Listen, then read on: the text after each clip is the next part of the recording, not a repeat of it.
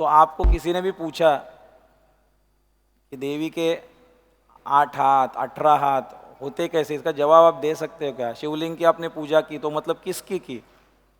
आज हम शिवलिंग के ऊपर अभिषेक कर रहे हैं, आप उसी के लिए आए। महाशिवरात्रि में किसी को भी पूछूंगा शिवलिंग किसका प्रतीक होता है, कभी शिव पुराण या लिंग पुराण पढ़ा है किसी ने?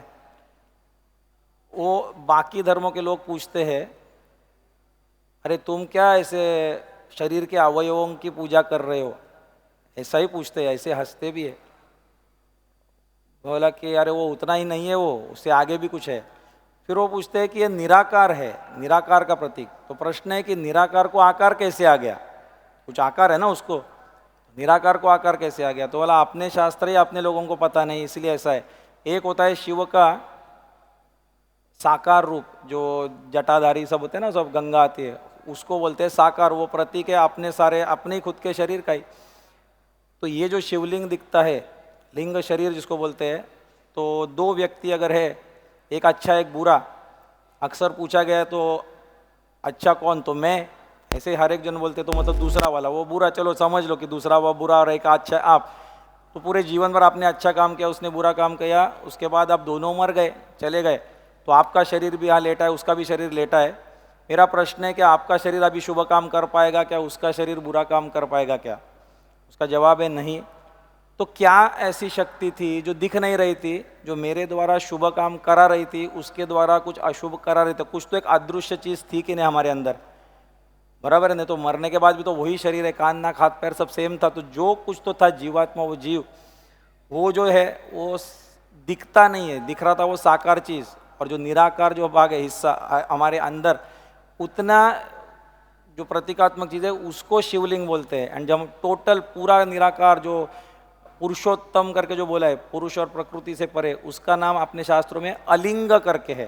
इसका कोई जन्म ही नहीं हुआ है, अजन्मा। तो शायद हमको हमारे शास्त्र ही ठीक से पता नहीं, इसलिए प्रॉब्लम होता है। मेरे पास बाकी धर्मों के कई लोग आते हैं, उनको मैं सारा एक एक अपना प्रतीकात्मक चीज़ सब समझाता हूँ।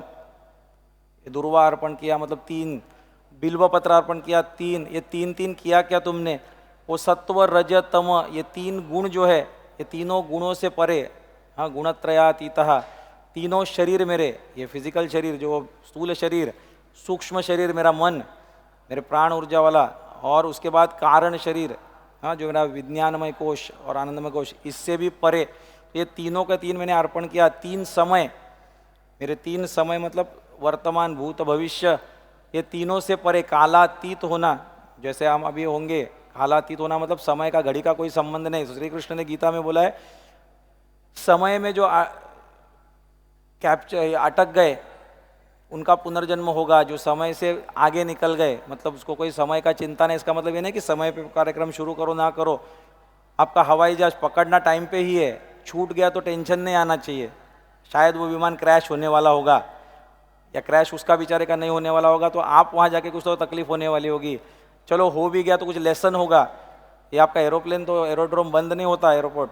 ये जिसको समझ में आता है वो कालातीत धीरे धीरे हो जाता है।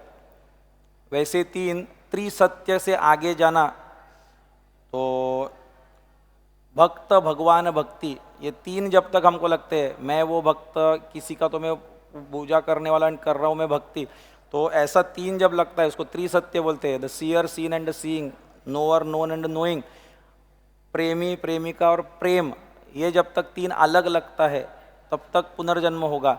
इससे आगे जब हम जाते 3, इसको अर्पण करना, ये सब होता है। तो अपने शास्त्र ही हमको पता नहीं कि करना क्या था। कर्मकांड तो बहुत कर लिया, अब ज्ञान पे आते, ज्ञान के भी आगे फलश्रुति पे। पार्वती पर्वत की पुत्री, जड़ पाठ अपना जितना सुबह मन बुद्धि अहंकार, तो प्रकृति उसको बोलते हैं, मूल प्रकृति। शिव जी को बोलते हैं पुरुष। पुरुष मतलब ये अपना शरीर जो है, इसको एक गांव बोला गया, हाँ, ये पूरा, इसको बोलते हैं पूर। पूर बोलते हैं ना गांव को, ये पूर, जिसके 9 द्वार है, ये कान नाक और सब कुछ।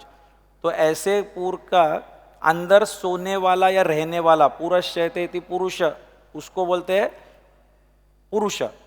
और इसमें जो प्रथम कृति हो गई, इसको हम बोलते हैं प्रथम कृति, मतलब प्रकृति, मूल प्रकृति, वो पार्वती, वो हिमालय की पुत्री जड़।